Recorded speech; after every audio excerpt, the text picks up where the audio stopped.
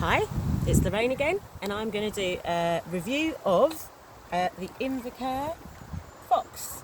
Okay, so the Fox can be set in two different ways. It can be set to a very small indoor only setting, or it can be set slightly wider, which is the one you can see now, which is the difference between 101 centimetres and 103 centimetres, both of which can get in my wheelchair lift. On this particular Fox, I have specific armrests, and I've got plain feet. I've got the fabric back on. You can put a third party back on, and I also have a side support there, as you can see. So basically, with this Fox, it's actually quite an amazing wheelchair. As you probably know, this chair can technically be folded up and actually put into your car, and if you have this kind of plain backrest, you can also fold the backrest forward and you can have it hoisted into a normal car. So that's one of the things that's really versatile about it. It's obviously not a modular chair. This is the basic version, and but you can get a few add-ons for it, and like I say, you can put a third-party backrest in, which is kind of useful. But one of the things I'm going to talk about today is the kind of terrain you can cover in the Fox, because although this is basically, advertised as a it's definitely low budget. It's a very cheap chair. It doesn't have suspension, and it's not modular and all that sort of stuff. It's actually quite surprising when it comes to the kind of terrain it does. So if you watched my review of the Bora, you'll see that I'm in the same place again. If you want to do a little span, not too much of a span in this case. Thank you. And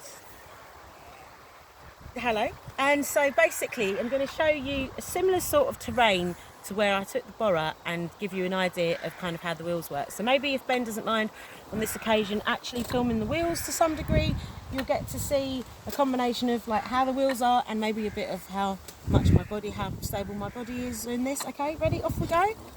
So I'm going over a bit of bumpy ground there. As you can see, pretty stable, physically quite stable. And this is a bit of kind of cobblestone here. It's just a cobbly path. I'm just going to go into that. Here's a bit of, some rabbit holes here. Same sort of place that I went with the Bora. I don't know, maybe I'll even go down a little slope. You'll see that it does that quite nicely. I'm going to go into some long dry grass like I did with the Bora. So here we have long dry grass. Can you be beside me? So long dry grass, as you can see, it can actually handle it quite well. What I would say about this particular chair is if you're going to go through grass, or you're going to go through stuff that it can potentially get stuck in the wheels, like grass will get stuck in the wheels, and the wheels are quite thin. But oddly enough, that is a bizarre feature in allowing you to get over things. So if we just carry on, we can have a look. Some quite bubbly areas here. Just looking at sort of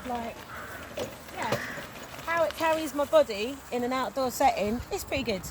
I would also like to say that if you are comparing the Bora and the Fox, I would say that if you were driving the Bora in the field next door where there's a lot of badger holes, the ground gets very silty, and the Bora 100% gets stuck.